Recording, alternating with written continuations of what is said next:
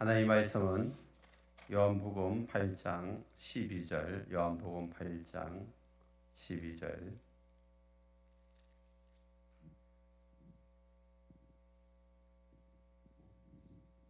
요한복음 8장 12절로 20절 한 절씩 교독합니다. 예수께서도 말씀하여 이르시되 나는 세상의 빛이니 나를 따르는 자는 어둠에 다니지 아니하고 생명의 빛을 얻으리라.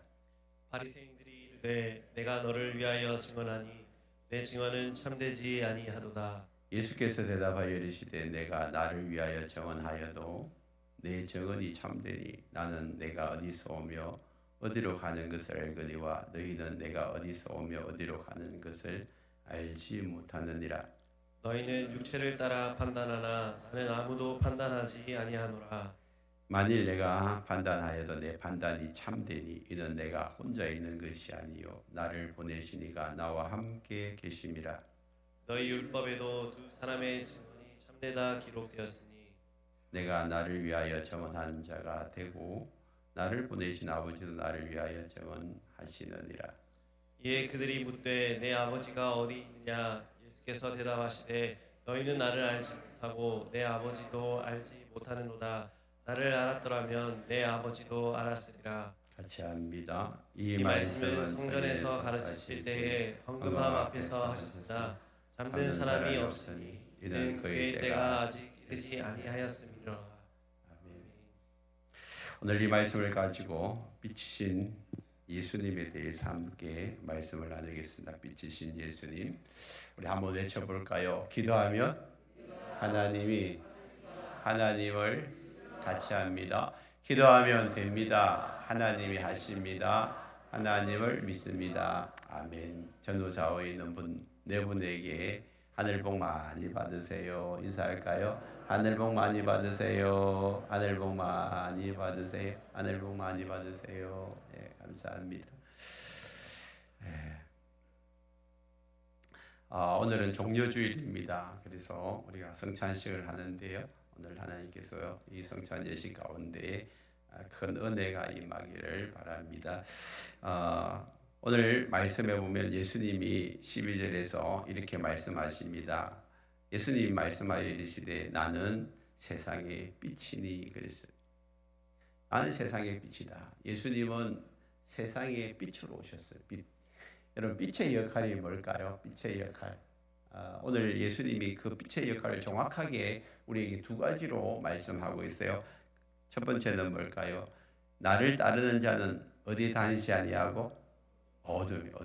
그래서 빛의 첫 번째 역할은 어둠을 물리치는 것이 빛이 하는 역할이잖아요. 그래서 여러분 캄캄할 때 집에 들어가면 뭐부터 켜요? 불을 켜잖아요. 불을 켜면 환해지는 거예요. 불을 켜면 어둠은 그냥 자연스럽게 물러가는 것입니다. 그래서 빛의 역할은 어둠을 물리치는 거. 이게 첫 번째예요. 두 번째는 뭘까요? 생명의 빛을 얻으리라. 그렇게 말씀하세요. 생명의 빛. 여러분, 지금 지구상의 동식물들이 살 수 있는 것은 태양빛 때문이에요. 태양이 없으면요, 사람 살 수 없어서 추워가지고, 그죠? 그래서 따뜻한 온기가 이렇게 비춰져 가지고 사람들이 살 수 있고 또 식물들도 살고, 그래서 이제 이 겨울이 지나고 난 다음에 봄이 되면 그 따뜻한 봄 기온에 의해 가지고 이제 잎이 이제 자라고 그 다음에 꽃이 피잖아요. 지난주까지 이렇게 벚꽃이 만발했는데 지금은 이제 벚꽃이 지고 잎이 막 자라고 있는 중입니다.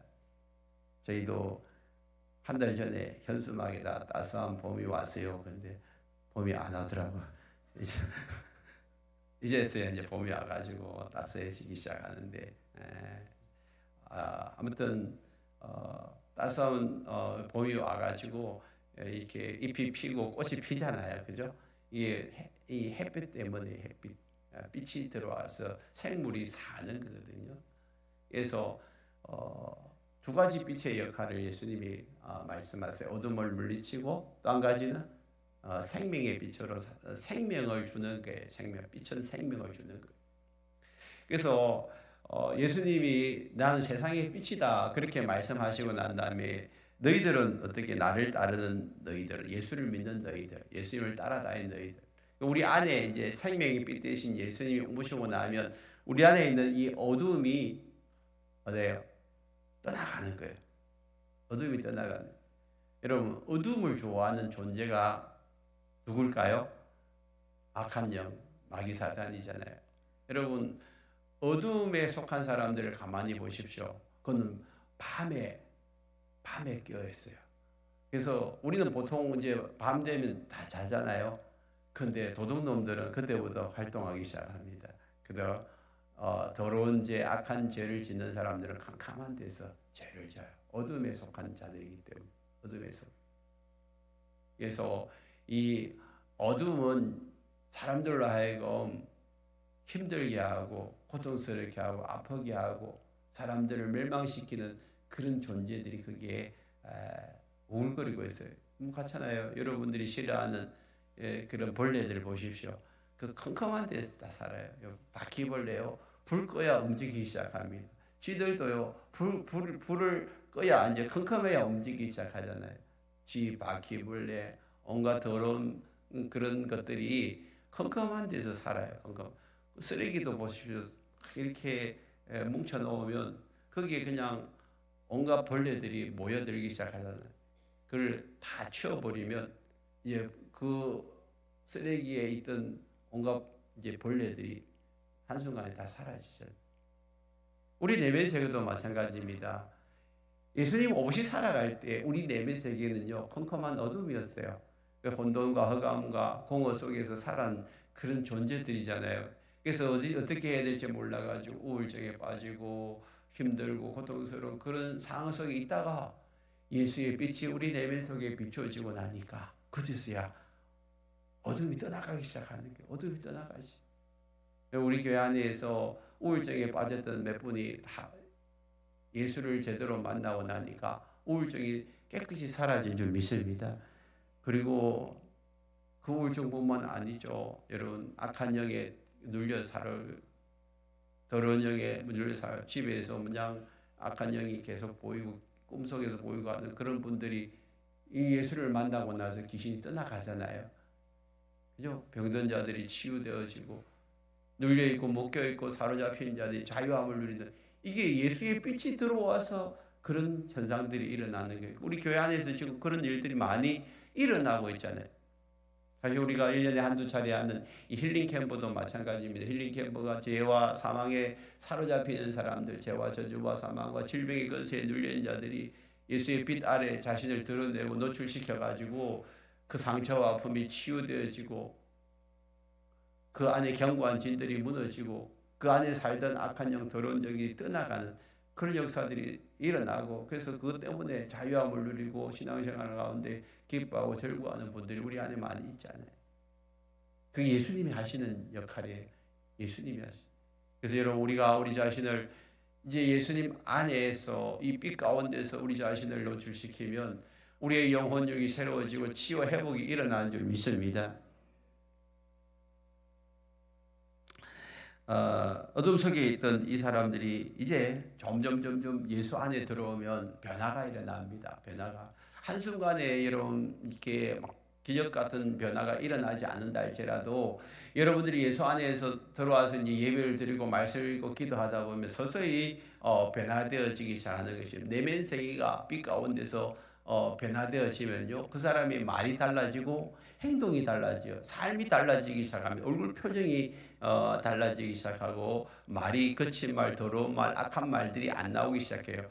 부정적인 말이 안 나오기 시작해요. 이제는 선한 말, 다른 사람들을 격려하고 위로하고 세워주는 말, 긍정적인 말들이 거기에서 나타나기 시작합니다. 그리고 지난달에는 그냥 화가 막 나면 그냥 분노하고 매 끼마다 싸우던 사람이 이제는 점점점 화를 내는 숫자가 지난번에 뭐 한 달에 한 10번 좀 화를 내다가 이제 한 2번, 1번 이렇게 줄어들고 있는 게 완전히 뭐 화를 안 내는 사람 그런 사람 별로 없잖아요. 화를 내지만 화를 내는 그런 횟수가 점점 줄어들고 또 말하는 것이 또 점점 달라지고 이게 예수 믿는 사람들이 삶의 스타일이 이제 점점 달라지는 거예요. 그 악한 영, 더러운 영에 사로잡힐 때는 더러운 습관에 묶여있고 눌려있고 사로잡히는 자들이 그게 끊어지는 거예요. 신기하잖아요. 예수를 믿고 나면요 그렇게 안 끊어지던 술이 끊어지고 안 끊어지던 담배가 끊어지고 안 끊어지던 그런 더러운 습관들이 끊어지기 시작하는 거예요. 이게 너무 놀랍잖아요. 한번 노력해도 안 되던 것이 그냥 예수를 믿고 나니까 성령의 능력으로 그렇게 변화되어지고 치유되는 역사들이 일어나는 거예요. 여러분 오늘 또 이 자리에 계신 여러분들이 악한 영, 더러운 영에 눌려있고 또 잘못된 습관에 사로잡혀 있으면 오늘 예배드리다가 성찬 예식 가운데서 그런 모든 더러운 것들이 떠나가기를 원합니다. 여러분 우리가 하기 싫은데 자꾸만 하게 만드는 악한 영이 있어요. 나는 하기 싫은데 나는 그렇게 살기 싫은데 나도 모르게 그렇게 하는 어떤 습관이나 그런 것들이 있으면 여러분 오늘 여러분 안에 생명의 빛, 예수의 빛, 이 성령의 능력이 오늘 또 여러분 가운데 비추어져 가지고 오늘 여러분 영이 새로워지는 은혜가 있기를 축복합니다. 저는요 너무 참 놀라운 것이 한평생 술고래 이렇게 소주잔에 이렇게 받아오던 그분을 놓고 이제 기도를 너무 괴로우니까 저를 저쪽에 기도했는데 기도하고 난 그 다음 날부터 술을 먹으니까 이 받쳐가지고 다 토해야 되는 거예요. 한 잔 먹었는데도 그게 안 되는 거예요. 기적 같은 일이 나잖아요. 여러분 안에도 성령이 임하고 예수의 생명의 빛이 임하면 여러분 한순간에 모든 잘못된 것들이 끊어질 줄 믿습니다. 끊어져야 돼요. 예수를 믿고 나면 변화가 돼야 돼요. 만약에 5년 10년 예수를 믿고 신앙생활을 했는데도 불구하고 여전히 어두운 삶을 살고 있으면요 여러분 한번 점검해 보셔야 돼요. 내 안에 예수님이 들어오셨는지, 내 안에 나가 예수를 제대로 믿고 있는지, 내 안에 성령님이 임하였는지를 한번 점검해 보셔야 돼요. 이거 점검 안 하면 큰일 나요. 교회는 다녔는데 불구하고 나중에 주님 오실 때 천국 못 가면 그만큼 불쌍한 사람이 어디 있어요. 세상에서 막 실컷 놀다가 그냥 뭐 천국 못 가면 그래도 뭐 이 땅에서 뭐 실컷 놀았으니까 이 안이었겠지만 그렇지도 않고 그냥 주일마다 꼬박꼬박 교회 나왔는데 나중에 주님 앞에 섰을 때 나 모른다 하면 큰일 나잖아요. 그러니까 여러분 삶을 잘 점검하셔야 돼요. 그래서 우리 모두 한 사람도 예외 없이 이 땅 가운데서 참 저 천국으로 입성하는 자들 되길 축복합니다. 우리 샘물교에 나온 사람은 다 천국 갈 줄 믿습니다. 천국 가야 돼요. 못 가면 제 책임이죠. 목사가 뭐 했는지 그러면 하나님 앞에 서서 책망 받으면 어떻게 하겠어요? 또 한 가지는 뭐라고요? 생명을 얻는 생명의 나는 생명의 빛이다. 생명의 빛. 예수님은요 우리에게 생명을 주시는 분이에요. 빛이 비춰지면 생명이 사는 것처럼 이 땅에 태양빛이 없으면 생명이 살 수 없는 것처럼 우리 안에 예수의 빛이 비추어지기 때문에 우리의 영이 살아난 것이고 우리가 예수의 빛 때문에 우리는 영적인 사람이 된 줄 믿습니다. 지금 여러분 안에 여러분 예수님이 있다면 요한일서 5장 11절 이렇게 말씀합니다. 아들이 있는 자에게는 뭐가 있고 하나님의 아들이 없는 자에게는 뭐가 없다? 생명이 없대요. 예수님 자신이 생명이에요. 예수님이 있으면 생명이 있고 그 예수님 때문에 생명의 빛이 비춰지는 거잖아요. 세상의 빛이신 예수님이 내 안에 들어오셔서 어둠의 영을 몰아내십니다. 생명의 빛으로 오시는 거예요. 그러면 그 예수님을 영접한 사람들은 더 이상 어둠 속에서 살아갈 수가 없어요. 왜? 예수님이 빛이잖아요. 빛이 비춰지면 어둠은 당연히 물러가야 되네. 근데 문제는 뭐예요? 럭스가 좀 약한 거예요. 빛의 저도가 여러분 뭐 50와트하고 100와트하고 지금 여기 비추지는 빛이 250와트 한 개당 250와트 엄청나잖아요. 그렇게 환한 거예요. 여러분 안에 이 빛의 이 조도를 높여야 돼. 그래서 여러분 안에 좀 어둠이 환한 빛으로 이렇게 바꾸어져요. 그러려면요 예수님 자꾸만 바라보십시오. 예수님 자꾸 바라보시면 예수님의 빛은요, 이 태양빛보다 더 밝은 빛이에요. 근데 그게 이렇게 혼돈스럽게 어둠 속에 이렇게 마치 구름이 끼우면 태양이 이렇게 제대로 안 비치잖아요. 대낮에도 구름 끼우면 컴컴한 것처럼 우리 안에 여러분 이 구름이 내면색에 구름이 꽉 끼어져 있어야 생명의 빛이 비추어지지 못하고 있는 거죠. 그래서 여러분 오늘 예수 이름으로 그 생명의 빛이 비춰지도록 여러분 어둠이 여러분 안개와 같은 것들이 다 거쳐지기를 바랍니다. 그래서 예수님이 생명의 빛으로 오셔서 우리 안에 어둠의 영들을 다 몰아내시고 그 다음에 생명의 길로 인도하세요. 생명의 길. 오늘 본문을 계속 보시면 이제 바리새인들이 이르되 13절에 내가 너를 위하여 정언하니 네 정언이 참되지 않네. 내가 세상의 빛이다 그러니까 바리새인들이 야, 네 거짓말 치고 있지 그러는 거예요. 네가 스스로 세상의 빛이라는 말이 그게 맞냐?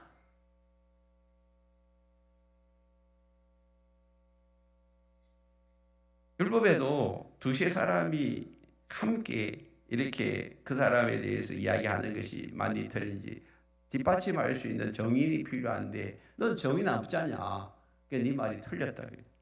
그게 17절에 나오네. 그래서 어처구니 없어가지고 예수님이 뭐 그들이 못 알아들어도 이런 말씀해요. 18절에 보면 내가 나를 위하여 정언한 자가 되고 내가 지금 내 혼자 하는 게 아니고 나를 보내신 아버지도 나를 정언한. 나를 보내신 아버지가 누구예요? 하나님이잖아. 하나님은 이 사람들이 여기에 눈이 안 열리니까 예수님이 하신 말씀이 무슨 말인지 몰라요. 우리도 알잖아요. 여기에 눈이 열린 여러분들은 예수님이 말씀하신 것이 참이고 예수님을 보내신 분이 하나님이라는 사실을 우리가 알기 때문에 예수님 말씀이 참말이라는 것을 인정하지만 예수님을 모르는 사람, 인정하지 않는 사람, 야, 니 틀렸다. 네가 스스로 뭐 세상의 빛이라고 그건 거짓말이지. 누구 어떻게 증명할 수 있냐. 이런 식으로 따지고 있잖아요. 여러분 하나님의 말씀은요 우리의 이성으로 따져가지고 판단해가지고 결정할 게 아니에요. 여러분 생각이 아무리 똑똑하고 뭐 아무리 그냥 뛰어나다 할지라도 하나님보다 낫겠어요? 우리 생각으로는 하나님을 판단할 수가 없는 거죠. 그래서 예수님은 그렇게 이제 말하는 이제 이들을 향하여서 14절에 이렇게 말씀합니다. 예수님이 대답하여 이르시되 내가 나를 위하여 정언하여도 내 정언이 참되니 그랬어요. 너희들은 뭐 그래서 하도 나는 참말을 한다. 알아듣든 못 알아듣든 나는 지금 내가 너희들이 하는 이 말이 참말이라고 그렇게 이야기하고 난 다음에 두 번째는 뭐라고 이야기합니까? 나는 내가 어디서 오며 어디로 가는지 알지만 너희들은 내가 어디서 오며 어디로 가는지 알지 못한다. 자, 이 말씀이 참 중요합니다. 제가 11절과 14절을 놓고 한 주간 많이 고민을 했는데 이게 무슨 연관이 있을까라고 생각했어요. 근데 여러분 이제 가만히 생각해 보세요. 여러분 이제 집에 청소기가 있잖아요. 청소기 하는 역할은 뭐예요? 청소하는 역할이잖아요. 청소기가 아무리 깨끗한 청소기를 사더라도 청소하려면 더러워지잖아. 그래서 청소하잖아요. 그냥 깨끗하게 산 청소기를 집안에 모셔두고 우리 집에 청소기 있다. 그렇게 자랑하는 사람 별로 못 봤어요. 그죠? 청소기는 청소기 용도를 따라서 사용할 때 그 청소기가 제대로 기능을 발휘할 때 그 청소기가 좋은 청소기잖아요. 예수님이 우리 가운데 오셔서 세상의 빛으로 이제 우리 가운데 비추어졌어요. 그렇죠? 여러분들은 이제 예수님 오심으로 말미암아 우리 속에 있는 모든 어둠의 세력들, 죄의 세력들, 죄와 사망과 저주와 질병의 권세를 물리칠 수 있는 힘이 있어요. 그 우리 안에 예수님이 오심으로 말미암아 어둠은 물러가게 돼 있어. 그럼 우리는 어떻게 돼요? 순결하게 되고 거룩하게 되고 깨끗하게 돼요. 빛의 열매가 뭐냐면 에베소서에 보니까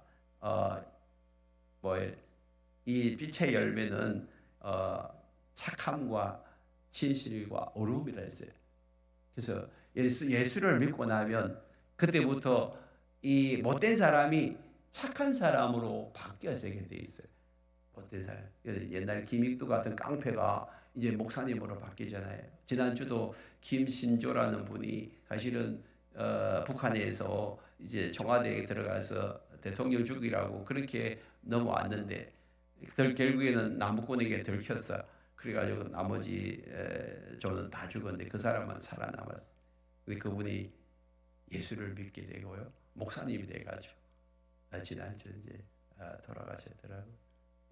그 북한의 살인의 일 지령을 받고 내려온 사람이 예수를 만나니까 뭐예요? 새 사람이 돼가지고 목사님이 되더래. 여러분, 예수를 믿고 나면 이게 못된 사람, 나쁜 사람이 착한 사람이 돼야 돼요. 여러분들이 주변에서 착하다는 소리를 들어야 돼요. 주변에 옆에 있는 사람 얼굴 쳐다보세요. 착한지 안 착한지. 착하게 보여야 돼요. 예수 믿는 사람들은 착하다는 소리를 들어야 돼요. 그게 빛의 열매거든요. 빛의 열매. 여러분 다 착한 줄 믿습니다. 제가 보니까 다 여러분 얼굴에 착함이 써져 있네. 써야지. 샘물교회는요, 다 착한 사람들만 모여 있는 것 같아요.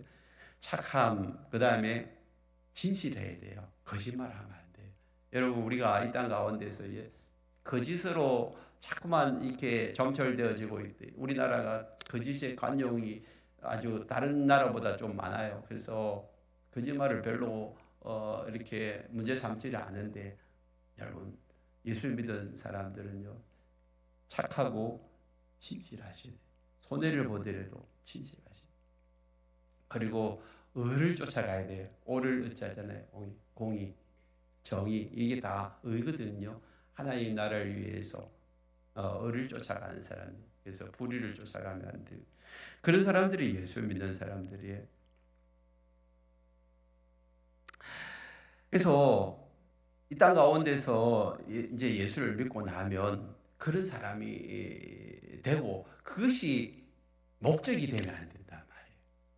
예수님이 어디서 오고 어디서 왔다란 어디로 간다는 것을 알아요. 하나님으로부터 와서 하나님께로 돌아가는. 그럼 예수님이 이 땅에 무엇하러 오셨어요? 목적이 있잖아요. 목적. 삶의 목적이 있는 거예요. 청소기 하나도 청소하는 목적이 있는 거거든요. 그럼 우리가 이 땅에서 예수님을 피로 말미암아 이제는 더러움에서 정결함으로, 깨끗함으로, 착함으로, 어려움으로 바뀌어지고 난 다음에 그것을 유지하려고 노력해봐야 뭐 아무 소용없는 거예요. 하나님의 자녀로서 이제 무슨 역할을 해야지요. 그게 삶의 목적이거든요. 우리는 이 세상을 살아가면서 있어서 어디서 오고 어디로 간다는 그 정도는 이제 예수를 믿으면 알아요. 아직 이것도 모르는 사람들이 많아요. 예수를 안 믿는 사람들은 자기가 어디서 왔는지도 몰라요. 또 어디로 죽고 나면 어디로 가는지도 몰라. 여러분 알아요, 몰라요? 모르는가 봐. 여러분 아세요? 우리 김순애 어머니 아세요? 어디로 가요? 죽고 나면 어디로 가요? 천국 가잖아요. 이제 예수를 믿고 나면 그 정도는 아셔야죠. 그죠? 우리가 어디서 와 어디로 와. 근데 이제 중요한 것은 이 땅 가운데서 예수를 말미암아, 예수의 피로 말미암아 우리를 정결케 하신 그 예수님이 우리를 왜 깨끗하고 정결하게 만드셨는지를 아셔야 돼요. 청소기 여러분 더러워지면 먼지 털어내고 깨끗이 씻잖아요. 그러고 난 다음에 그걸 그냥 보관합니까? 또 사용합니까? 대답을 안 하시네. 보관만 하시는가? 청소기 사용하잖아요. 그러니까 하나님이 우리를 지금 원하는 게 뭐예요? 이제는 깨끗하게 하신 다음에 뭐 하는 거예요? 사용하시기를 원하신단 말이에요. 그게 우리의 삶의 목적이란 말이에요. 정결케 하고 깨끗게 하신 주님은 이제 우리를 주님의 목적대로 사용하시기를 원해요. 이 땅에서 우리가 진짜 행복한 사람은 세 가지를 아셔야 돼요. 어디서 왔는지, 그리고 어디로 가는지, 내 삶의 목적이 뭔지, 뭘 위해서 살아야 되는지 그걸 알아야 돼요. 예수를 믿는데도 불구하고 예수 믿는 사람들이 삶의 목적을 발견하지 못한 사람들이 너무 많아요. 그렇게 세상 사람들 똑같이 사는 거예요. 그냥 이 땅에서 잘 먹고 잘 사는 거, 내 가족을 위해서, 행복을 위해서, 내 출세를 위해서 사는, 그게 삶의 목적이라고 착각해 버리는데, 여러분, 예수님이 저와 여러분들을 불러주신 목적이 분명하잖아요. 그걸 아셔야 돼요. 너희는 먼저 그의 나라와 그의 의를 구하라. 이게 삶의 목적이에요. 그리하면 이 모든 것을 너에게 다하여 주시라. 주님 말씀하고 계시죠. 사도 바울 이 목적을 깨닫고 난 다음에 그가 이렇게 고백합니다. 로마서를 다 쓰고 이제 하나님 나를 부르신 목적이 무언가에 대해서 결론을 이렇게 내고 있어요. 로마서 11장 36절에 이는 만물이 주에게서 나오고 어디서 오는지 알았잖아요. 그리고 주로 말미암고 그 다음에 주에게로 돌아갑니다. 그에게 영광이 세세토록 있을지어다. 우리는 하나님으로부터 와서 하나님께로 돌아갑니다.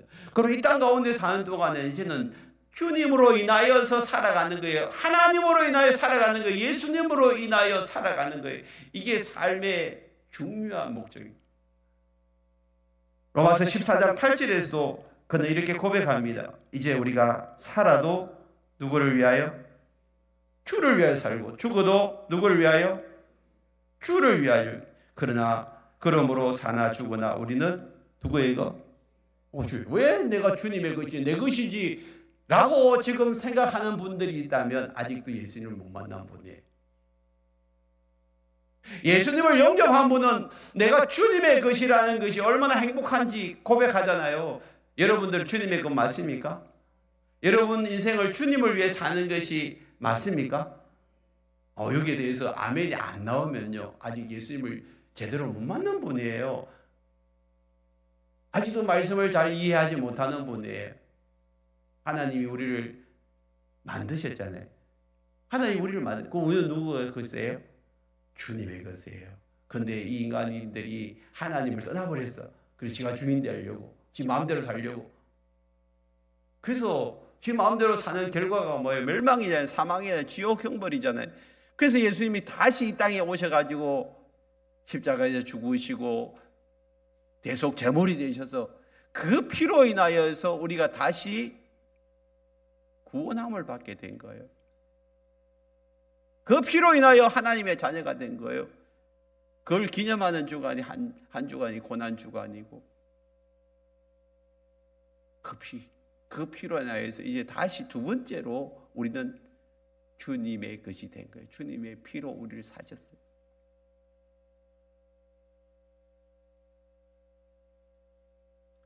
그래서 우리도 이제는 주님의 것임을 인정하셔야 돼요. 언제까지 여러분 인생은 내 인생은 내 것이라고 노래하겠어요? 내 인생은 나의 것. 그런 노래 있죠. 그 거짓말이에요. 내 인생은 나의 것이 아니고 내 인생은 누구의 것? 주님의 것이에요. 이걸 발견하는 순간에 삶의 목적이 달라지는 거예요. 내 영의 눈이 열리는 거예요. 그리고 정말 의미 있고 보람된 인생을 살기 시작하는 것입니다. 지난주에 25년 목녀로 이렇게 휴스턴 설교에서 수고와 헌신한 그분이 우리 교회 오셔가지고 한 2시간 간증하고 또 이야기했는데 그분이 하시는 말씀 중 여러 가지 생각이 나지만 한 가지는 너 인생의 문제의 안개 속에서 벗어나는 유일한 길은 남을 위해서 살기 시작할 때 그게 꽂히더라고요. 네 인생의 안개 속에서 헤매이고 혼돈 속에서 헤매이고 네 문제 때문에 헤매인 그 삶 속에서 벗어날 수 있는 유일한 길은 다른 사람의 문제를 얻고 다른 사람을 위해서 살기 시작할 때 그 문제에서 해결될 수 있다. 아멘입니까? 여러분 오늘 우리가 우리 자신 안에 갇혀 있다면 여러분 이제는 다른 사람들에게 눈을 돌릴 수 있기를 축복합니다. 그리고 지난주에 어느 목사님 설교 가운데 그런 말씀이 꽂히더라고요. 자네도 그 은혜를 받았는데 정말 이 땅 가운데서 너 인생이 단순해지려면 나 십자가 부활 앞에서 너 인생을 내려놓으라는 거예요. 예수님이 나를 위해 십자가에 돌아가시고 3일 만에 부활하셨는데 그걸 믿는다면 여러분 우리도 단순해지는 거예요. 우리 인생이 지금 자꾸만 복잡해지고 있어요. 복잡해지고 이것저것 생각하고 이것저것 계획하고 여러분 그거 다 이루어지는 줄 아세요? 여러분이 염려하고 걱정 근심한다고 문제가 풀어지는 줄 아세요? 다 내려놓으세요. 저도 한동안 막 교회 문제 때문에 여러 가지 복잡하고 힘든 문제 때문에 잠을 이루지 못하는데요. 내가 결정했어요. 하나님 앞에 다 맡기기로. 요즘 잘 잡니다. 우리 집사람이 누우면 자는데 집사람보다 더 빨리 자버려요.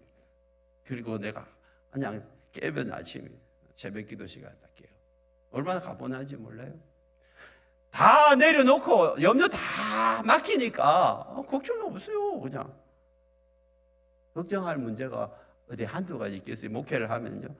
여러분 뭐 우리 사이즈만 하더라도요. 정말 우리 교인들 뭐 이런 모양 저런 모양으로 막 그냥 여러분 바람 잘 날 없어요. 이분 생각하고 뭐 목장 15개 이 목장을 놓고 기도하면 해결됐다 싶으면 또 이 목장에 문제가 터져. 또 그 문제를 놓고 같이 기도하면 또 하여튼 뭐 염려 걱정 근심하지 않을 날들이 없지만 기도하면서 막혀버리면 하나님 하실 줄 믿습니다. 그러면 되죠 뭐. 그러면 나는 주님의 것이다. 나는 주님의 것이다. 이 사실을 믿고 우리가 이 땅 가운데서 이제는 주님이 원하시는 그 일에 우리의 삶을 드리면 되잖아요. 방향과 목적만 분명하면 되잖아요. 예수님이 땅에 대해서 삶의 방향과 목적을 아셨어요. 뭘 위해서 살아야 되고 어디로 가는지를 분명히 알아요. 그러니까 예수님이 후회 없는 인생을 살잖아요. 오늘도 우리도 방향과 목적만 분명하면 여러분 우리가 후회 없는 인생을 살게 돼요. 열심히 달려가고 열심히 살았는데 나중에 보니까 여기가 아닌가 봐요. 그죠? 막 열심히 가는데 서울로 가야 될 게 보니까 광주가 나와. 그러면 안 되잖아. 방향이 털려버렸어. 그러니까 우리가 처음부터 방향을 딱 잡고 주를 위해서 살겠다고, 주님이 주신 그 목적대로 쓰임 받겠다고 그러면서 달려가면요, 나중에 달려서 참 잘 살았구나 그렇게 생각하는.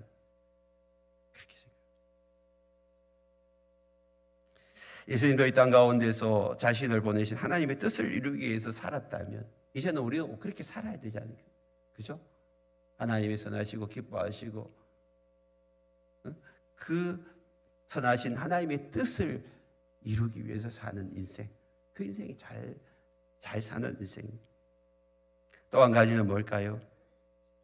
세 번째는 여기서 마음의 중심을 아시는, 두 번째는 삶의 방향과 목적을 아시는 예수님이고, 세 번째는 마음의 중심을 아시는. 지금 노트 하시는 분들이 많아서 제가 다시 이제 잡아주는 거예요. 네. 마음의 중심을 아시는 예수님, 마음의 중심을 아시는. 자, 보세요. 15절 보면 너희는 육체를 따라 판단하나 나는 아무도 판단하지 않는다. 사람들은 육체를 따라 판단하는 것은 뭘까요? 눈에 보이는 외모로 판단하는 게, 사람은요 그것만 보고 판단하는 거예요. 근데 예수님이 판단하는 것에 대해서 이렇게 말씀하셨어요. 7장 24절에 보면 외모로 판단하지 말라 했어요. 이건 늘 외모로 판단하는 거예요. 저 사람 보고. 근데 예수님은 외모로 판단하지 말고 공의롭게 판단하라 했어요. 공의롭게 판단하는 것이 뭘까요? 쉬운 일이 아니에요. 그 마음의 동기와 그 중심을 보고 판단하라는 거거든요. 근데 우리는 그게 잘 안 되잖아요. 예수님은 그걸 잘 하세요. 그래서 나는 너희들을 육체로 판단하지 않는다. 나 외모로 판단하지 않는다. 그래서 우리는 너무 쉽게 다른 사람들을 판단하지 마십시다. 마음의 중심을 주님이 아시잖아요. 마음. 그래서 여러분, 우리가 이 마음의 동기가 정말 중요해요. 내가 그 일을 하는 데 있어서 왜 해야 되는지, 무엇 때문에 해야 되는지. 가장 중요한 것은 이기적인 욕망을 하지 마세요. 예수 믿는 사람들이 뭘 하든지 간에 여러분 이기적인 욕망으로 나 잘 되려고 그렇게 시작하지 말란 말이에요. 우리는요 이제 하나님의 사랑을 받은 자들이에요. 하나님의 사랑을 받았으니까 우리가 해야 될 것은 다시 하나님을 사랑하고 이웃을 사랑하는 거예요. 하나님을 사랑하고 이웃을 사랑하는 그에 대해서 내가 희생하고 헌신이 있어야 돼요. 우리는 늘 희생하고 헌신 안 하려고 해요. 그렇지만 여러분 희생이 능력이고 헌신이 능력이에요. 오늘요 경험해 본 사람들이 알아요. 내가 왜 손해봐야 되고 내가 희생해야 되고 내가 왜 이렇게 해야 되지? 여러분 그거는요 정말 영적으로 철을 모르던 어린아이 때 하는 이야기고요. 성숙해져 가면요 희생이 능력이구나. 희생을 통하여서 하나님 리더십을 세워주시고요. 섬김을 통하여서 하나님이 복을 주세요. 그걸 인내하고 계속해서 인내하고 여러분 가보세요. 어느 순간에 하나님이 하셨다는 걸 알게 된다니까요. 여러분 오늘 말씀을 여러분 보시면서 우리가 그럼 어떻게 해야 됩니까? 첫 번째로 해야 될 것은 우리가 삶을 노출시켜야 돼요. 상처와 아픔 그걸 빛 가운데 자꾸 드러내셔야 돼요. 그래야 치유 회복이 일어납니다. 교회가 해야 할 일은요 우리 안에 있는 어두운 세력들을 몰아내는 것입니다. 빛을 비추어 주는 거예요. 교회에 와서 여러분 어둠의 세력 이거 몰아내지 못하면요 어디서 몰아내겠어요? 여러분 귀신에 사로잡혀 있고 묶여 있는 그 영혼들이 어디 가서 풀림을 받겠어요? 예수 안에서 노임을 받을 수 있는 거예요. 그러기 위해서 우리가 해야 될 일은요 우리가 이 대예배 가운데 우리 함께 예수님을 만나고 치유되고 회복되는 은혜도 있어야 되고 또 한 가지는 소그룹으로 우리가 목장에서 모였을 때 거기서도 서로 상처와 아픔과 고통을 나눠야 됩니다. 그리고 회복과 치유의 그런 경험을 하셔야 합니다. 여러분 전심으로 사랑하는 마음이 있을 때 여러분 상대방의 연약함을 이렇게 알려주고 서로 또 고치고 하는 그런 일들이 일어나는 게 그게 목장 아니에요.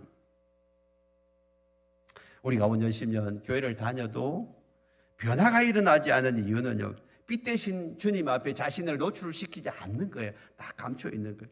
그래서 사람들은요 큰 교회가 다니는 걸 좋아해요. 왜냐하면 기둥 뒤에 숨어서 예배 드릴 수 있고 그 다음에 다른 사람들이 많으니까 그냥 없는 채 하고 그냥 교회 왔다 갔다 하고 예배만 드리고 그냥 신앙생활 하는 것으로 착각하는데요 여러분 그렇지 않습니다.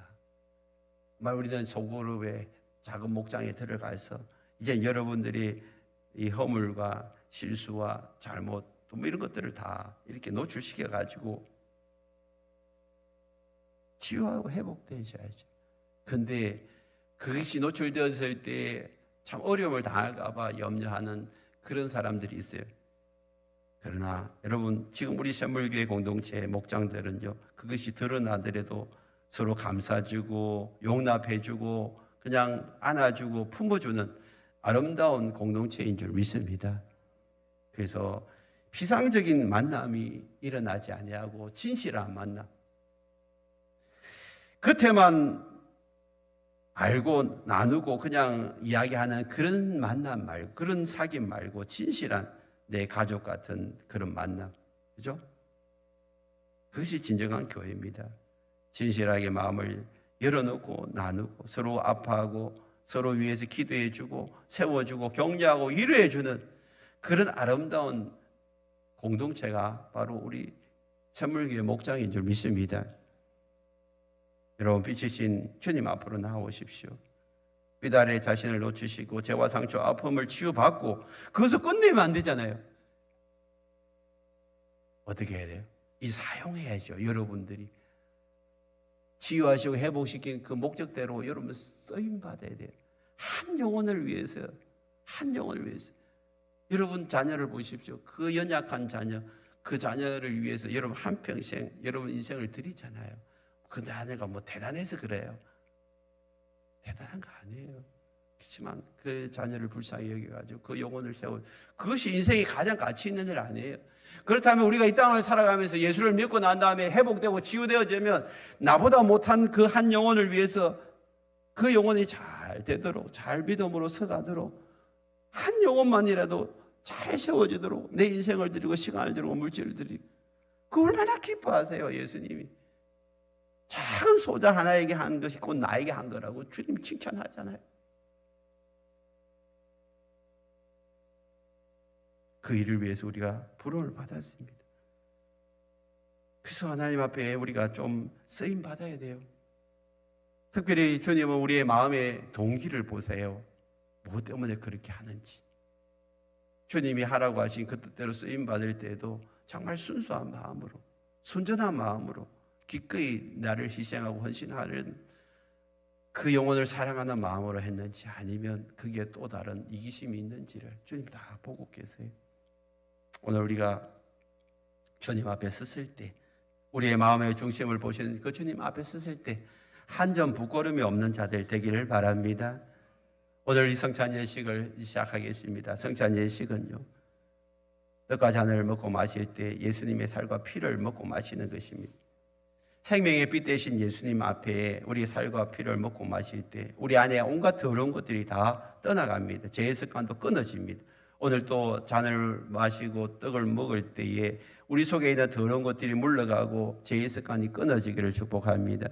그리고 성령이 내 안에 임하셔서 내 삶의 목적을 분명히 다시 잡아주길 바랍니다. 바른 길로 가지 못한 자들을 바른 길로, 또 올바른 길로 인도하시는 성령님이 나의 삶의 방향을 분명히 잡아주셔서 내가 무엇을 위해서 살아야 될지 하나님이 원하시고 기뻐하시 그의 내 삶을 드리기로 결단하는 이 성찬 예식이 되기를 바랍니다.